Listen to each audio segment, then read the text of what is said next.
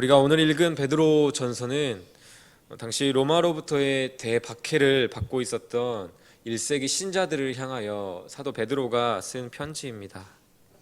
우리가 1장 1절에서 잘 알 수 있는 것처럼 본도, 갈라디아, 갑바도기아, 아시아와 비두니아에 흩어진 유대인들 또 신자들에게 쓴 편지인 것이죠. 사도 베드로는 박해와 죽음의 위협을 받으며 또한 여러 가지 시험과 유혹 속에서 과연 그리스도를 믿는 것이 우리에게 진정한 소망이 있는 것인가? 라고 의심과 두려움 가운데 있는 신자들에게 소망을 이야기하고 있습니다. 3절의 말씀인데요, 우리 한 목소리로 다시 한번 읽겠습니다. 우리 주 예수 그리스도의 아버지 하나님을 찬송하리로다. 그의 많으신 긍휼대로 예수 그리스도를 죽은 자 가운데서 부활하게 하심으로 말미암아 우리를 거듭나게 하사 산 소망이 있게 하시며. 이 말씀은 이렇게 말씀하는 것과도 같습니다. 우리 주 예수 그리스도의 아버지 하나님을 찬송합시다. 우리 주 예수 그리스도의 아버지 하나님은 그리스도를 죽은 자 가운데서 부활하게 하셨습니다. 여러분, 이 말은 무슨 말입니까? 우리가 믿음으로 말미암아 고난을 당해 죽음에 다다른다고 할지라도 그리스도로 말미암아 하나님께서 우리를 다시 살리실 것입니다. 그 소망이 우리에게 있는 것입니다 라고 말씀하는 것과도 같습니다. 사도 베드로는 두려움과 의심 속에 있는 신자들을 위로하며 그들에게 분명한 소망이 있음을 오늘 말씀을 통해 이야기하며 격려하고 있습니다. 하지만 놀라운 것은 사도 베드로는 그저 신자들을 위로하고자 단순히 그들이 듣고 싶어하는 말들, 어떤 위로나 격려의 차원에서 하는 그 말만 하지 않습니다. 어쩌면 그들이 마주하고 싶지 않을 수도 있는, 어쩌면 불편한 진실일 수도 있는 한 가지 사실을 이야기합니다. 6절을 보면 베드로는 신자에게 있어서 고난과 시험은 반드시 따를 수밖에 없는 것들이라는 것을 분명하게 이야기합니다. 고난이 필연적이라고 이야기하는 것이죠. 6절입니다. 그러므로 너희가 이제 여러 가지 시험으로 말미암아 잠깐 근심하게 되지 않을 수 없으나, 근심하게 되지 않을 수 없다라고 하는 이 말은 반드시 너희에게 반드시 시험이 있겠고 그 시험과 고난으로 말미암아 너희는 괴로워하거나 슬퍼할 수밖에 없을 것이다 라고 이야기하는 것입니다. 그렇습니다. 오늘 말씀을 통해 우리가 분명히 알 수 있는 사실은 신자에게 있어서 고난은 필연적이라는 사실입니다. 결코 피할 수 없다라는 사실입니다. 사도는 심지어 그 고난으로 말미암아 근심하고 슬퍼하지 아니할 수 없다, 근심하고 슬퍼할 수밖에 없다라고까지 이야기합니다. 그렇다면 우리는 신자가 받는 고난, 성경이 말하는 그 고난이 무엇인지를 알아야 합니다. 신자가 받는 고난은 무엇일까요? 신자가 받는 고난에 대해서는 성경에서 많은 곳에서 이야기하고 있지만 축소해서 베드로전서에서만 살펴본다면 2장 18절 이하, 또 3장과 또 4장 12절 이하에서도 베드로전서 전반에 걸쳐서 신자가 받는 고난이 무엇인지에 대해서 아주 자세하고 친절하게 또 반복적으로 말씀하고 있습니다. 베드로전서를 포함해서 성경이 말하는 신자가 받는 고난이란 한마디로 요약하자면 그리스도를 믿음으로 말미암아 받는 고난이라고 말할 수 있습니다. 이는 우리가 더 쉽게 생각하면 이렇게 말할 수도 있겠습니다. 세상의 방식대로 살지 않기로 결심했기 때문에 받게 되는 고난, 예수님을 따라 하나님 나라 방식대로 살기로 결심했기 때문에 또 그렇게 살기 때문에 겪는 고난, 그것이 바로 신자가 겪는 고난인 것입니다. 이렇게 생각하면 신자에게 고난이 필연적이라는 사실이 잘 이해가 될 것입니다. 신자는 죄악된 세상을 거스르며 거룩하신 하나님의 방식대로 살아가는 자들이기 때문입니다. 우리에게도 이런 고난이 다 있을 것입니다. 각자마다 상황도 다르고 또 그 고난의 모습도 다르겠지만 우리는 이런 일들이 있을 수 있죠. 세상의 방식대로 살지 않기 때문에 세상 사람들에게 눈총을 받거나 수군거림을 들을 수도 있고요, 또 융통성이 없는 사람이라는 말을 들을 수도 있을 것입니다.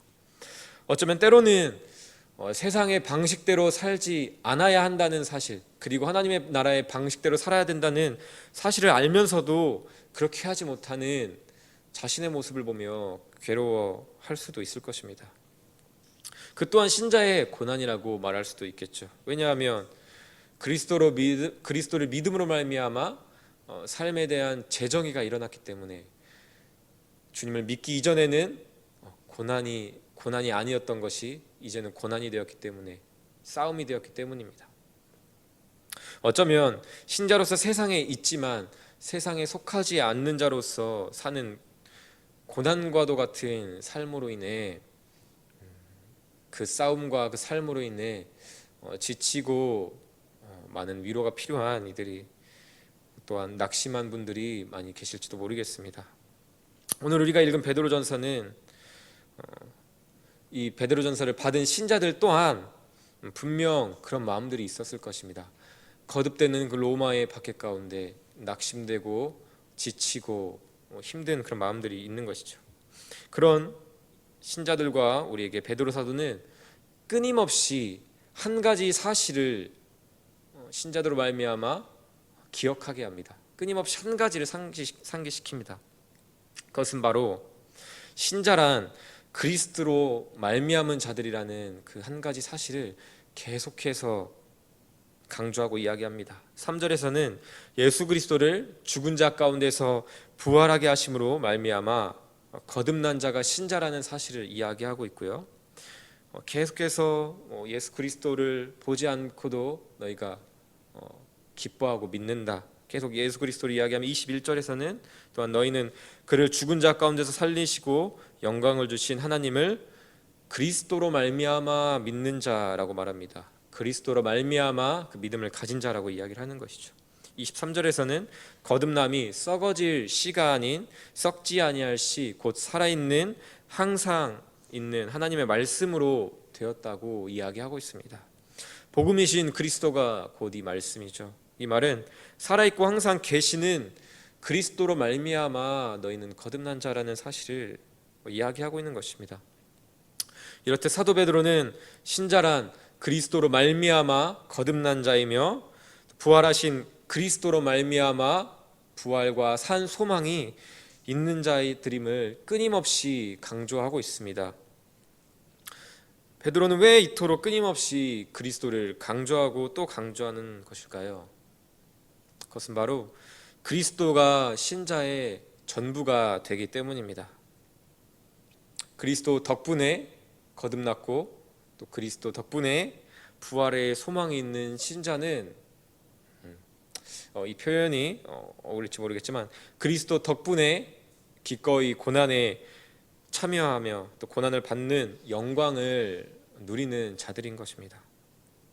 신자가 받는 고난이 영광이 되는 까닭은, 그 고난은 믿지 않는 자들은 그 어느 누구도 겪지 않고 참여하지 않는 고난이기 때문입니다. 오로지 그 믿음으로 말미암아서만 겪을 수 있고 감당하는 고난이기 때문입니다.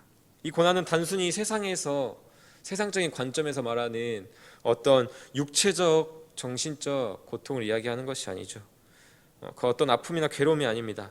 그리스도를 믿음으로 말미암아 겪는 고난, 세상의 방식을 따르지 않고 타협하지 않기로 결단했기 때문에 겪는 고난입니다.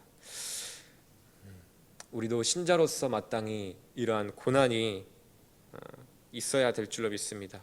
이러한 결단과 고난이 내 삶을 돌아볼 때에 없다고 한다면, 어쩌면 우리는 여전히 세상의 방식을 따라 살아가고 또 타협하고 있을지도 모릅니다.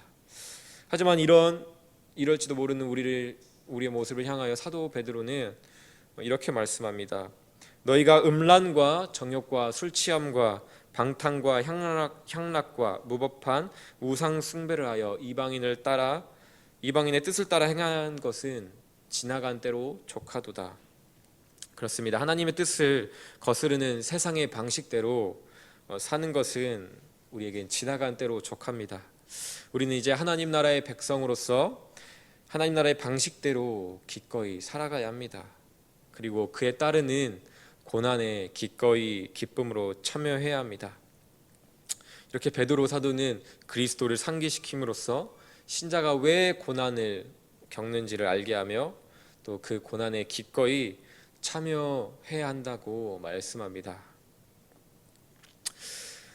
우리는 고난이 크게 보일 때 그 고난으로 말미암아 복음을 잊어버립니다.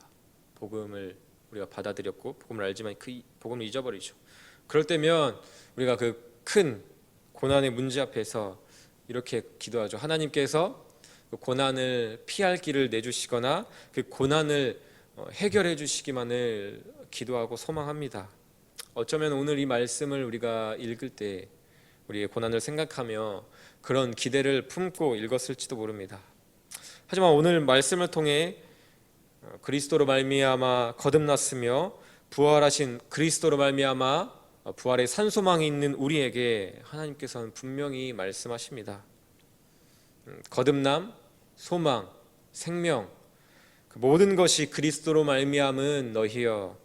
그리스도를 믿음으로 말미암아 겪는 그 신자의 고난에 기쁨으로 참여하라. 오늘 말씀을 통해 우리의 모든 것이 그리스도로 말미암았음을 기억하며 고난을 피하고 그리스도로 말미암아 받는 그 고난을 피하고 우리가 벗어나야 될 것으로만 보는 것이 아니라 그리스도를 믿음으로 말미암아 기꺼이 당하고 또한 기쁨으로 누려야 할 영광스러운 즐거움으로 바라보는 저와 여러분이 되시기를 주님의 이름으로 축복합니다.